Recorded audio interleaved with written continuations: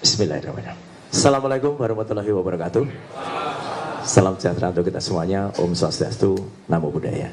Pertama-tama, terima kasih atas kehadiran seluruh rekan-rekan media, baik media mainstream maupun YouTube dan alternatif, juga kepada Saibul Bait kita, ya, pemilik kantor pengacara Pak Ahmad Yani, terima kasih, dan kepada seluruh tim kuasa hukum bidang litigasi di bawah Pak Petrus Celestinus dan juga non litigasi di bawah Pak Ahmad Kosinudin. Saya update saja, ya. Alhamdulillah hari ini Senin, ya, 14 Juli 2025 sudah banyak sekali perkembangan yang ada. Dan alhamdulillah juga tadi disebutkan oleh Bang Ahmad Kosinudin, kami mendengar bahwa ada konon, sudah ada, bukan konon ya, karena diumumkan langsung oleh Kabid Humas Polda Metro Jaya, Pak Kolonel Ari, bahwa sudah naik status penyidikan hanya dengan menggunakan fotokopi. Clear. Kenapa saya mengatakan menggunakan fotokopi? Tidak pernah ada bukti, baik visual, video, tayangan, maupun bukti yang langsung, kehadiran Joko Widodo ke Polda Metro Jaya menyerahkan yang asli. Dia pernah datang membawa sebuah map, dan map itu ditekuk-tekuk. Ditekuk-tekuk. Kalau ditekuk-tekuk jelas tidak mungkin itu ijazah asli, karena ijazah asli itu kaku sekali dan mapnya adalah map yang sangat tebal, map kulit. Memang pernah ada seseorang bernama Wahyudi mengantarkan yang konon, nah ini saya sebut konon karena penampakan tidak pernah kelihatan. Konon sebuah ijazah dalam tanda kutip ke Mabes Polri, ke Bareskrim, itu ada orang. Tapi kemudian hanya beberapa hari dikembalikan tanpa disita. Jadi artinya Kolonel Ade Ari ketika ditanya teman-teman media, clear betul ditanyakan asli atau fotokopi. Tadi diulangi berkali-kali oleh Pak Kosinudin. Fotokopi. Fotokopi. Teman-teman tahu semua, dalam hukum fotokopi bukan bukti. Clear ya. Jadi kalau bukan bukti, kalau itu hanya berupa fotokopi, sangat janggal sekali kalau kemudian ada kenaikan status. Itu yang pertama. Yang kedua soal kenaikan status adalah, kalaupun dipaksakan atau nekat dinaikkan, maka nanti pada yang harus diperiksa pertama adalah pelapor. Joko Widodo harus datang duluan ke Polda Metro Jaya, bukan kemudian sudah ada sounding-sounding minggu ini kami akan dipanggil. Itu urutannya salah besar. Joko Widodo dulu harus dipanggil. Kemudian saksi-saksi dari pihak pelapor yang dipanggil duluan. Ahli, panggil lagi semuanya di sana. Dan yang paling menarik, ini ada perkembangan dari ahli yang katanya ahli, ya, yang disebut ahli digital forensik. Pada saat gelar pendapat khusus di Bareskrim, dia mengakui dia bukan ahli analog.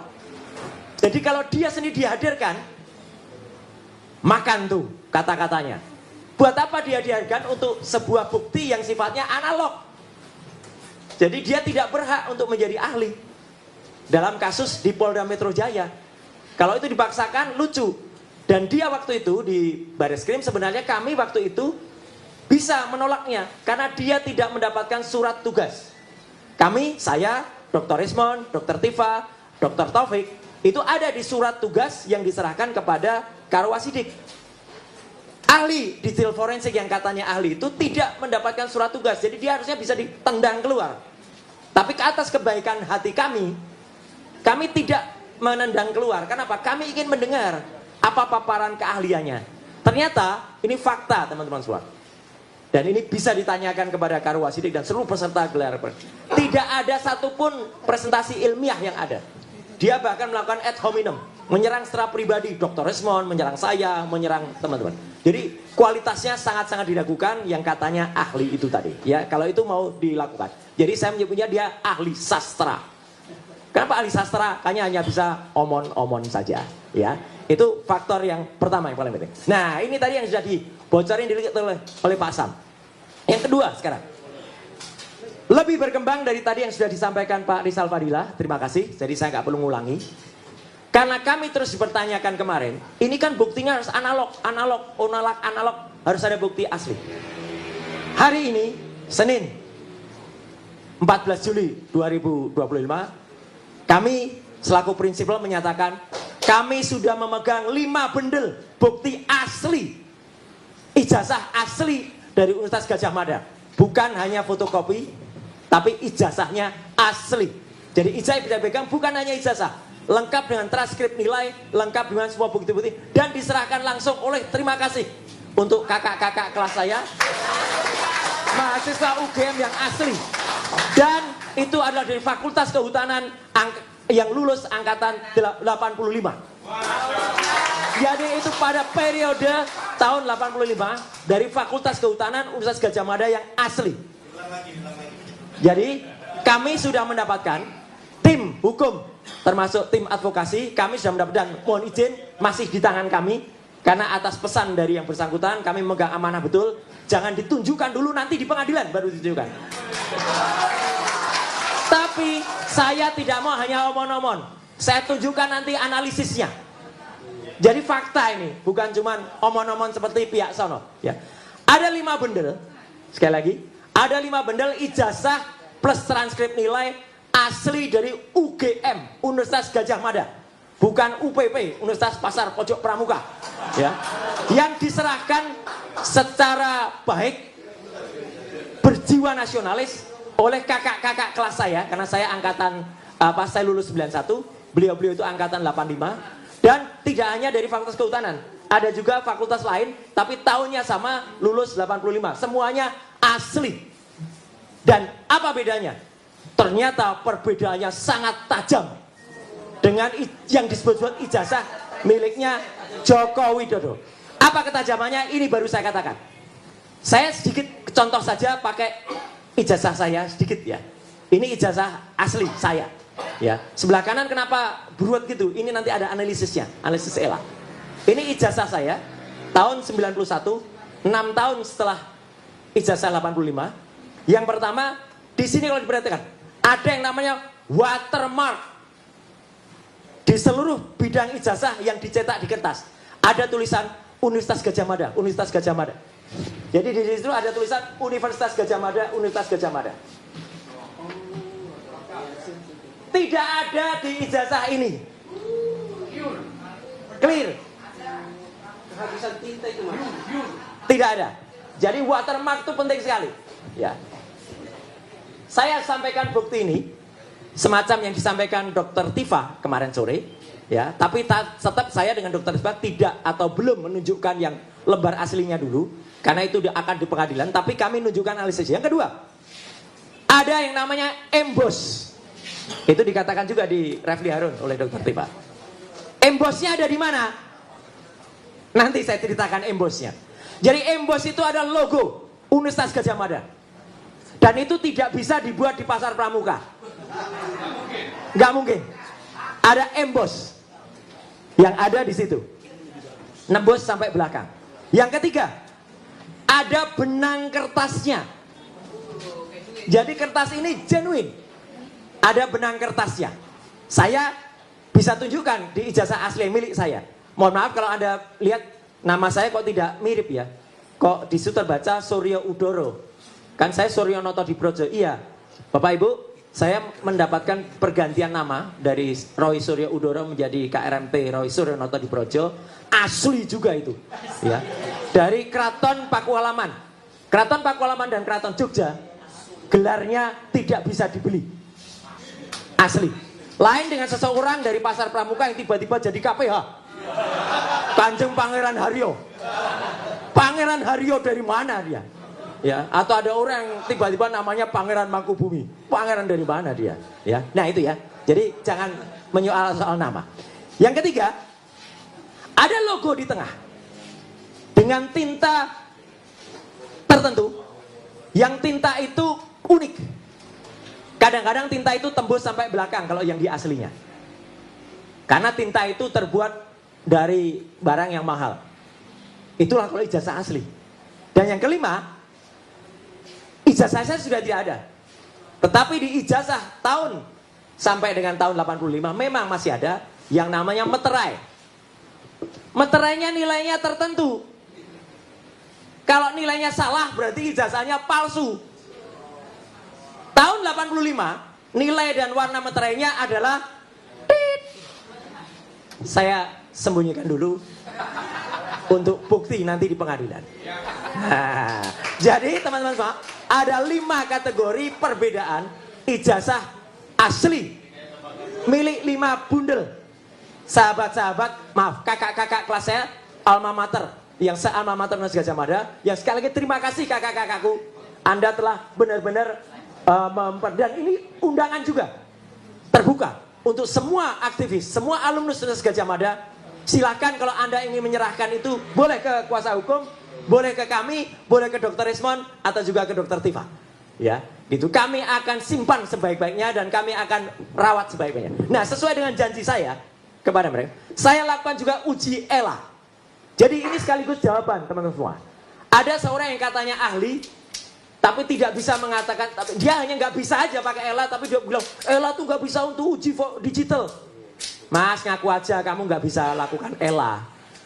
Topi merah itu adik kelas saya, ya. Itu pun bisa melakukan ELA.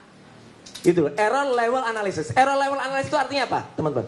Adalah kita menguji ijazah atau apapun, kalau itu terdapat rekayasa atau terdapat penambahan, itu akan error pada bidang gambarnya. Tolong perhatikan ijazah saya ini, teman-teman semua. Ini adalah ada tulisan ijazah. Kalau di ELA, di sini masih ada sisa tulisan IJA, masih ada. Masih ada juga logo UGM. Masih ada juga bagian foto saya. Masih ada juga tanda tangan dari rektor. Masih ada juga watermark, embossnya sebenarnya masih ada. Di ELA kelihatan. Inilah ijazah yang disebut milik Joko Widodo di tahun 85. Maaf. Kelihatan nggak bedanya, teman-teman semua? Ini gambar jelas. Yang masih ada tulisannya. Ini kita cari tulisan ijazah aja nggak ketemu. Logo aja nggak ketemu. Bahkan mana nggak ketemu. Artinya ini adalah gambar yang sudah hasil rekayasa. Pak intelijen Pak Rajasa sangat paham. Ini adalah ijazah saya secara full. Kalau secara ELA masih, maaf gini kebalik. Jelas sekali, bahkan legislasinya aja masih kelihatan. Ini tulisan ijazah, ini logo, ini foto saya ada di sini. Sekarang ini miliknya Joko Widodo. Mana ada kelihatan?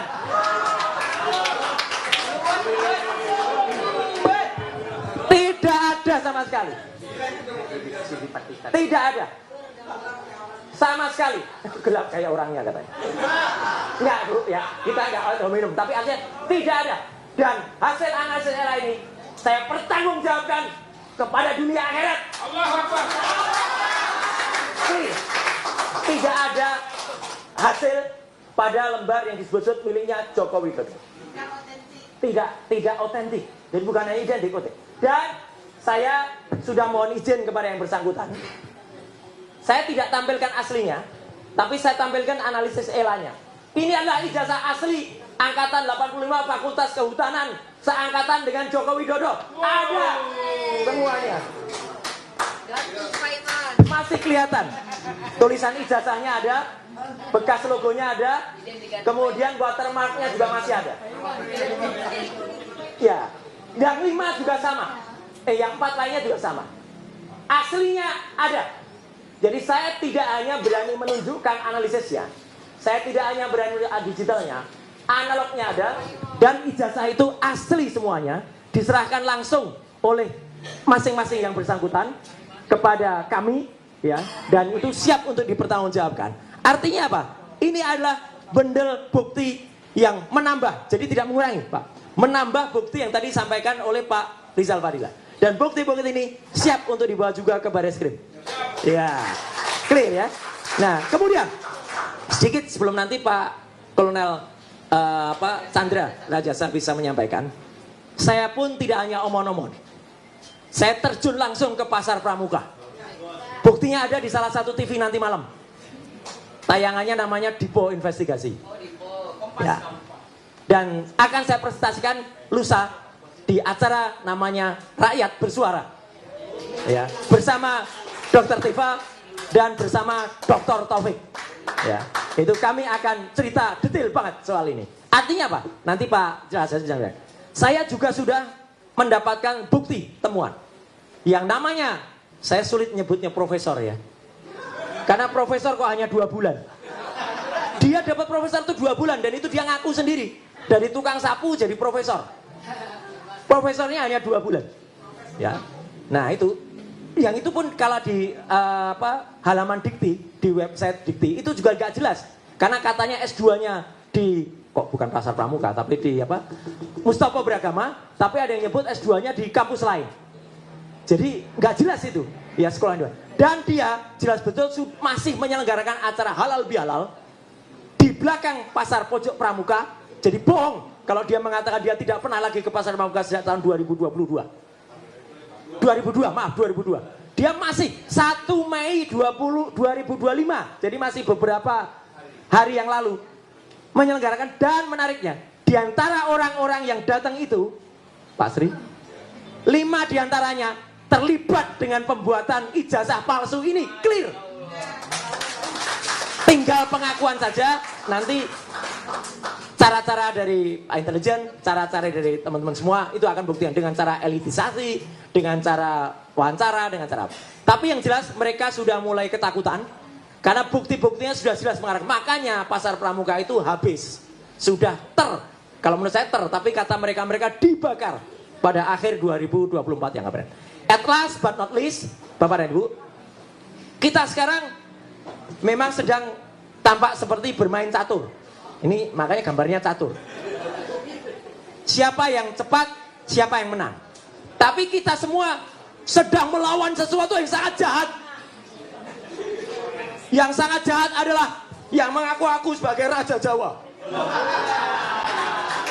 Ngakunya Raja Jawa. Bahkan ada anak buahnya bergerak KPH palsu. Ya, dia tidak pernah itu. Banyak cerita soal Raja Jawa itu, tapi nanti lain waktu diberikan oleh sumber Raja Jawa yang sebenarnya sudah ada. Jadi artinya apa yang kita presentasikan di sini, sekali lagi terima kasih para kuasa hukum. Ya, kita sama-sama melawan zolim, melawan tenggoraing.